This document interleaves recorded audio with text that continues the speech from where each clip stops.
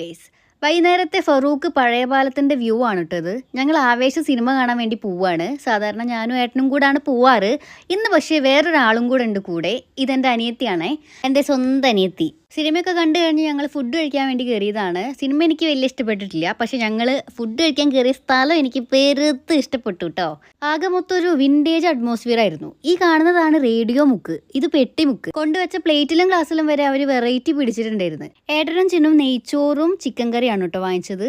ഞാൻ ഇറച്ചിച്ചോറാണ് വാങ്ങിച്ചത്. കിട്ടിയില്ല, ടേസ്റ്റ് ആയിരുന്നു കേട്ടോ. സാധാരണ നല്ല ഇലയിലൊക്കെ പൊതിഞ്ഞ് സെറ്റായിട്ടാണ് കേട്ടോ തന്നത്. ഇല അങ്ങ് തുറന്നപ്പോൾ തന്നെ നല്ല ബീഫിൻ്റെ മണം ഉണ്ടായിരുന്നു. ഫുഡൊക്കെ കഴിച്ച് പോവാൻ നേരത്ത് ബില്ല് കണ്ട് ചെറുതായിട്ട് എൻ്റെ കണ്ണങ്ങ് തള്ളി.